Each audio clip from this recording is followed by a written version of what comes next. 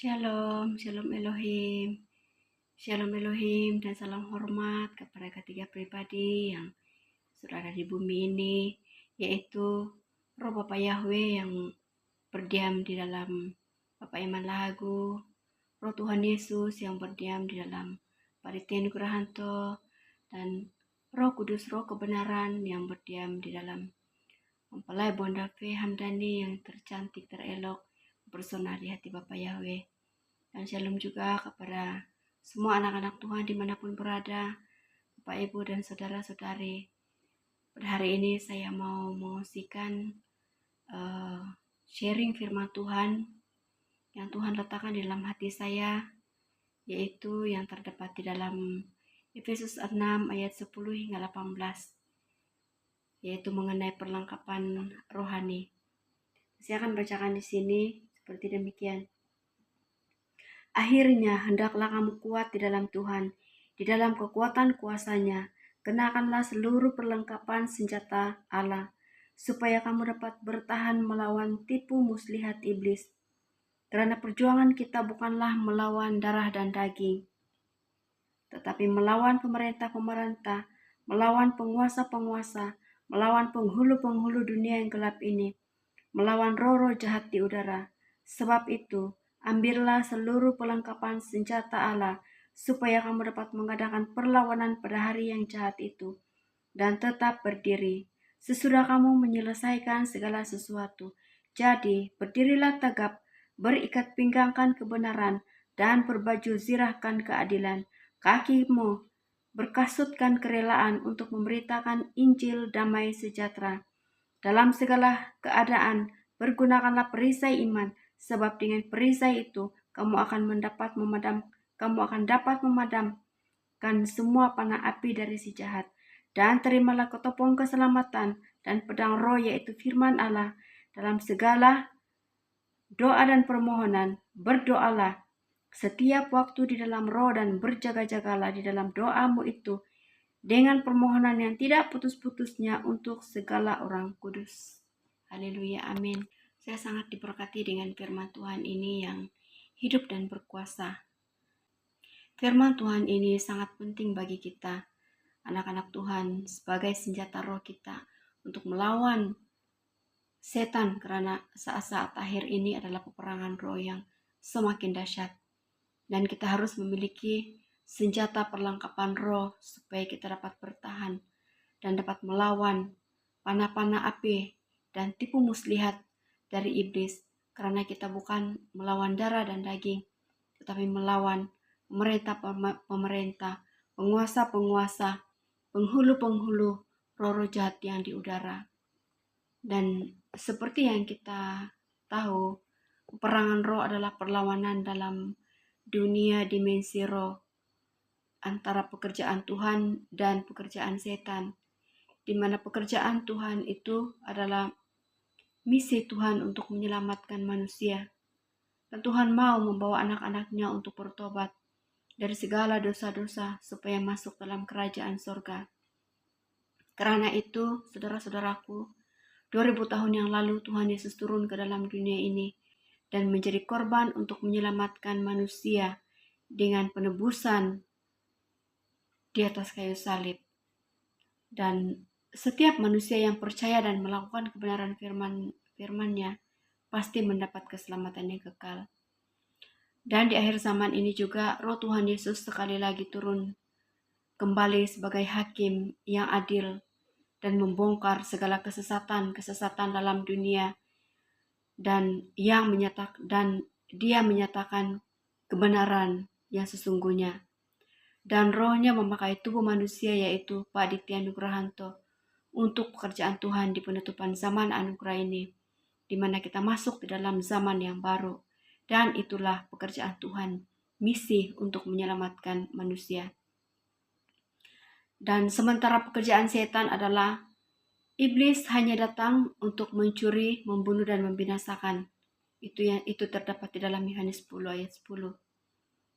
Di mana pekerjaan iblis hanya menipu saja, karena dia adalah bapa segala pendusta. Dan misi iblis adalah membawa manusia untuk masuk dalam kerajaan neraka. dengan segala macam tipu daya untuk menjebak manusia-manusia. Dan setiap manusia yang tidak punya perlengkapan senjata roh, yaitu firman Tuhan, mereka akan terjebak dengan penipuan setan. Seperti jebakan cinta dunia, cinta mamon, dan harta kekayaan kemewahan dunia ini. Bahkan iblis menabur sikap-sikap yang jahat seperti kesombongan, iri hati, dendam, amarah, dan semua sikap-sikap yang bertentangan dengan kebenaran firman Tuhan. Karena itulah sikap Lucifer. Dan karena kesombonganlah Lucifer jatuh melawan Tuhan. Dan itulah misi setan untuk membawa manusia masuk dalam kerajaan neraka. Penghukuman, masuk di dalam penghukuman api yang kekal. Dan iblis juga memakai wadah manusia memberontak dan melawan Tuhan untuk melakukan pekerjaannya dalam dunia ini. Oleh karena itu, saudaraku, kita harus ada perlengkapan senjata roh. Dan tiada mana-mana pihak di dalam dunia ini ataupun tiada mana-mana negara dalam dunia ini yang dapat menentang pekerjaan setan yang gelap dan jahat ini. Karena dunia ini dibawa kekuasaan iblis. Dan hanya anak-anak Tuhan saja yang dapat melawan pekerjaan setan. Anak-anak Tuhan yang sudah memiliki senjata perlengkapan roh. Dan Tuhan Yesus memberikan kepada anak-anaknya kuasa untuk menginjak setan, ular, dan kalajengking. Di mana di dalam Lukas 10 ayat 19, dia mengatakan seperti demikian. Sesungguhnya aku telah memberikan kuasa kepada kamu untuk menginjak ular dan kalajengking dan kuasa untuk menahan kekuatan musuh, sehingga tidak ada yang akan membahayakan kamu. Amin. Jadi hanya anak-anak Tuhan saja yang diberikan otoritas atau kuasa untuk menentang setan.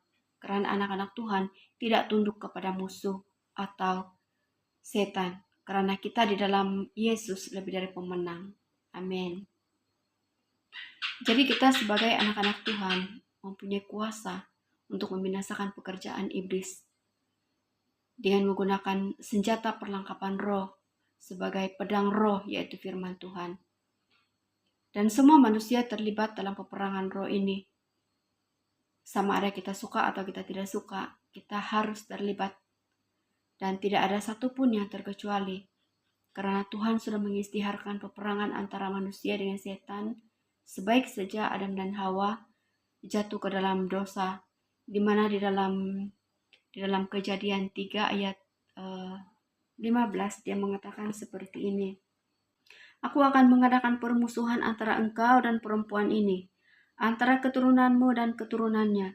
Keturunannya akan meremukkan kepalamu dan engkau akan meremukkan tumitnya. Amin.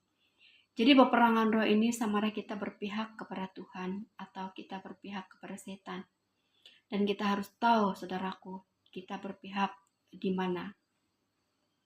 Hanya mereka yang dipanggil, dipilih, dan yang setia yang akan bersama-sama dengan Tuhan Yesus, Raja di atas segala raja itu, pada akhirnya yang akan menang.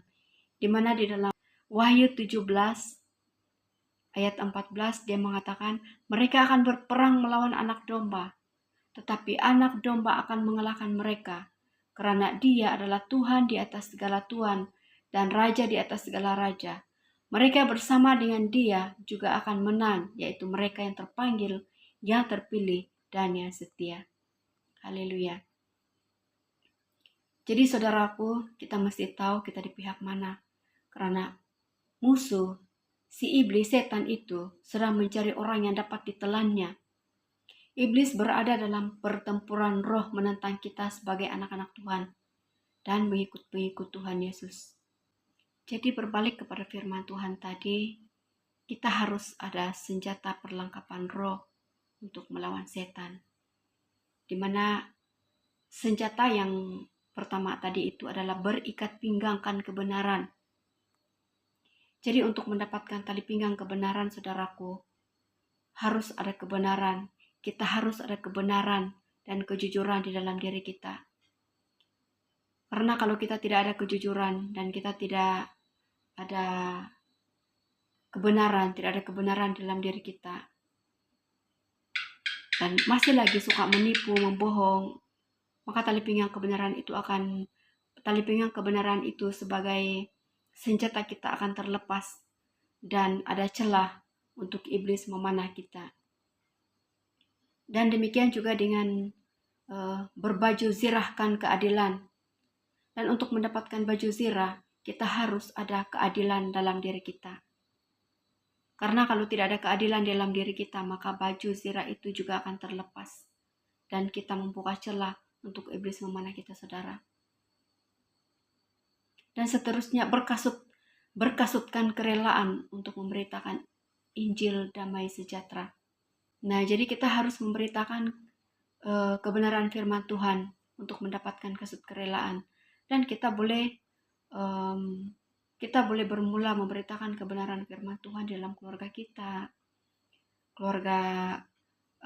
keluarga besar kita, teman-teman kita, orang sekeliling kita, dan sampailah ke bangsa-bangsa untuk mendapatkan kasut kerelaan itu. Seterusnya adalah perisai iman.